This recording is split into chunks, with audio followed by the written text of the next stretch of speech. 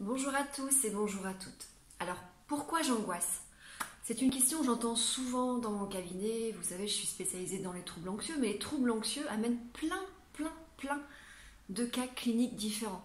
Je peux être anxieux parce que je suis en souffrance au travail, donc je peux avoir un trouble de l'adaptation. Je peux être anxieux parce que j'ai vécu des traumas dans mon enfance. Je peux être anxieux parce que j'ai un trouble abandonnique ou un trouble de la personnalité. Je peux être anxieux en réaction à ce qui se passe dans mon environnement. Je peux être anxieux parce que j'ai une sensibilité liée à mon enfance, parce que j'avais une mère ultra protectrice. Vraiment, les troubles anxieux m'amènent plein de cas très différents, et c'est ça aussi la richesse de l'accompagnement. Alors, mais c'est vrai que souvent j'ai des personnes qui me disent: mais je me réveille le matin, je suis anxieuse, j'ai la boule ici et je sais pas pourquoi. Tout va bien dans ma vie. Pourquoi? Je comprends pas.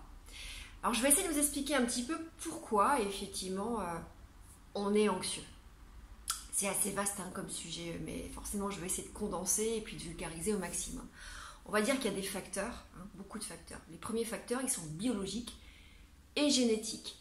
Biologiques, on sait aujourd'hui que certaines personnes ont des défaillances au niveau biologique et qui font qu'elles vont être plus sensibles à l'anxiété. Parfois, il suffit de rééquilibrer un petit peu au niveau hormonal avec un petit antidépresseur, ne serait-ce qu'un quart d'antidépresseur qu'elles vont garder toute leur vie, et ça va juste comme ça rééquilibrer, et on va retrouver une forme de bien-être en tout cas et de sérénité. Donc déjà il y a l'aspect effectivement biologique qui va peut-être se transmettre au niveau de la génétique. Effectivement au niveau de la génétique on va aussi retrouver le tempérament, ce fameux tempérament. Alors la personnalité c'est quoi? C'est l'association du tempérament qui est la partie innée et du caractère qui est la partie, c'est ce qu'on a vécu en fait, donc c'est la partie qui va être apprise, les expériences de vie vont forger notre caractère. Et la personnalité, c'est bien l'association du tempérament plus du caractère. Mais effectivement, quand on est, il y a déjà une génétique qui est là et qui nous suit, et potentiellement on voit tout de suite, chez les enfants de moins d'1 an, en tout cas chez les petits-enfants, on voit tout de suite si le tempérament est plutôt craintif, introverti ou au contraire aventureux, extraverti. Et effectivement, le tempérament, il est lié un peu aussi à la génétique. Papa et maman étaient plutôt de nature anxieuse, j'aurais peut-être une sensibilité à l'anxiété. Papa et maman étaient plutôt de nature craintive ou introvertie, je vais peut-être aussi récupérer ce tempérament. Et forcément, si vous mettez deux enfants face à la même situation, l'un avec un tempérament craintif, l'autre avec un tempérament aventureux, ils ne vont pas réagir du tout de la même façon à cet environnement. Et forcément, les enfants et donc les adultes derrière qui ont un tempérament plutôt anxieux, un tempérament plutôt craintif ou plutôt introverti, vont être déstabilisés plus facilement par certaines situations et avec peut-être une sensibilité aussi au stress ou à l'anxiété. Donc déjà, deux choses, il y a effectivement la biologie, la génétique. Et ça, forcément, on ne peut pas faire grand-chose. La biologie, ça peut se corriger avec de la chimie. La génétique, vous avez un tempérament comme ça, il va vous suivre pendant effectivement quelques années. Alors, ensuite, on va avoir tous les facteurs prédisposants et les facteurs psychosociaux. Et puis les facteurs de maintien. Dans les facteurs prédisposants, il y a tout ce qui est lié à votre enfance. Et forcément, dans l'enfance, on n'a pas du tout, on va pas développer, et là on va travailler aussi sur la personnalité et le caractère, le même caractère, la même personnalité, la même façon de voir le monde et de porter les mêmes croyances et les mêmes comportements en fonction de notre univers parental, à savoir est-ce que j'ai eu des parents qui étaient ultra protecteurs ou des parents qui étaient négligents ou des parents qui étaient maltraitants ou des parents qui étaient encourageants, qui étaient soutenants, peut-être que je n'ai pas eu mes parents. Tout ça, ça va jouer énormément. Et forcément, il peut y avoir des traumas qui font qu'à un moment donné, des blessures sont ancrées dans l'inconscient, vont générer parfois un stress post-traumatique. On ne sait pas pourquoi, des fois, on réagit et en fait, il y a à un moment donné la mémoire traumatique, la mémoire du corps aussi qui se réveille bien des années plus tard. Il y a aussi des enfants qui ont été surprotégés, qui ont développé des schémas soit de dépendance, soit de vulnérabilité, soit de négativité. Forcément, ces enfants-là, une fois devenus adultes, vont être des adultes potentiellement plus sensibles à l'anxiété, plus sensibles à la dépression.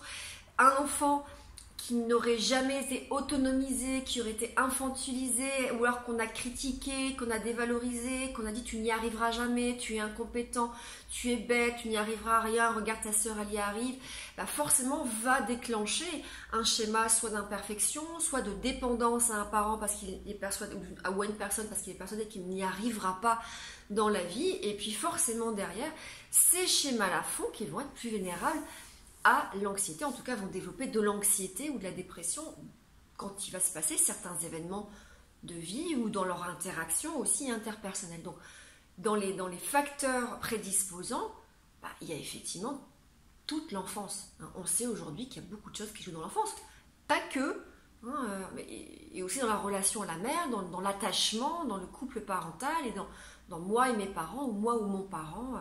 C'est pas la même chose si j'ai eu un parent narcissique ou si j'ai eu un parent plutôt codépendant, si j'ai eu un père alcoolique, si j'ai eu un père qui m'a abandonné. Voilà, tout ça, ça va jouer et forcément ça se travaille en thérapie. Forcément, ce sont les schémas de l'enfance, ce sur quoi je suis spécialisée.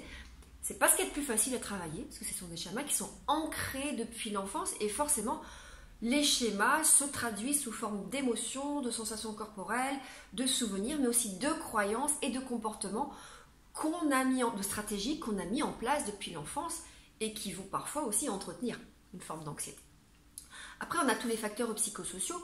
Bah, effectivement, ça va être mon environnement. Mon environnement va parfois être insécurisant, me déstabiliser. Et même une personne à la limite qui n'a pas de schéma de l'enfance, bah, peut être déstabilisée. On va retrouver les séparations, les divorces, les deuils. Forcément, tout ça, ce sont des facteurs qui vont jouer et on va en réaction. Donc, souvent, on appelle ça effectivement voilà, une décompensation réactionnelle. C'est différent d'être. Donc, soit c'est structurel, donc ça fait partie de moi, de mon schéma. Peut-être j'ai développé quelque chose dans l'enfance, dans la génétique, dans la biologie. Soit c'est réactionnel, c'est différent. C'est plus facile de traiter le réactionnel que le structurel. Le structurel est intégré depuis des années parfois. Le réactionnel va être lié à ce que je vis en ce moment. Donc les fameux troubles de l'adaptation par exemple, on me change d'environnement, bizarrement tout allait bien avant et là il y a plein de choses qui se passent et je supporte pas parce que l'ambiance n'y est plus, parce que j'ai perdu mes repères, parce que le rythme ne va pas. Voilà, il y a, dans les contextes de souffrance au travail, il y a aussi tous les facteurs externes dans le burn-out. Les facteurs externes, les facteurs internes. Dans les facteurs externes, il va y avoir la charge de travail, les objectifs, l'ambiance, le soutien, etc., etc. Donc, les facteurs psychosociaux. Et puis après, nous en thérapie et surtout en TCC, on va analyser les facteurs de maintien. On sait que dans l'anxiété, ce qui maintient l'anxiété, alors, outre effectivement les schémas, et les schémas vont engendrer souvent des croyances et des comportements. Et forcément, c'est souvent ces croyances, ces pensées et ces comportements qui entretiennent un trouble anxieux. Dans le cadre de l'agoraphobie, dans le cadre de les phobies, phobie simple, phobie spécifique, de l'anxiété sociale, on sait que certains comportements d'évitement, de fuite ou de réassurance ne font que reconditionner le cerveau sur la croyance que le magasin c'est dangereux, je dois fuir, la voiture c'est dangereux, je dois fuir. Donc il y a toutes ces, dans les facteurs de maintien, il y a vraiment toutes ces façons de penser, de se comporter, de réagir, de ressentir, qu'on vient décortiquer, qu'on vient analyser en thérapie et qu'on apprend à changer. Voilà, alors forcément, le trouble anxieux, c'est quelque chose, les troubles anxieux, c'est quelque chose de très vaste. On passe des phobies au syndrome de stress post-traumatique, en passant par l'anxiété sociale, le trouble panique avec ou sans agoraphobie, l'anxiété généralisée, le trouble de l'adaptation. Parfois et souvent, les troubles anxieux sont associés à des comorbidités, la dépression, quand on fait une décompensation anxio-dépressive, les troubles de la personnalité, les psychoses aussi. Donc c'est quelque chose qui est assez vaste et effectivement, souvent on ne comprend pas. Et il y a des choses qui sont parfois aussi beaucoup plus inconscientes, beaucoup plus marquées dans l'enfance. Parfois ça s'est joué avant l'âge de 3 ans, dans les troubles abandonniques, on ne sait pas pourquoi, on ressent espèce de vide, de manque, d'insécurité qu'il faut combler à tout prix, alors qu'il ne se passe pas grand-chose dans notre vie, si ce n'est qu'on se sent peut-être seul ou se sent vide. Et voilà, et donc c'est assez complexe. Voilà, j'espère que cette vidéo vous aura été utile. Prenez soin de vous, à très bientôt.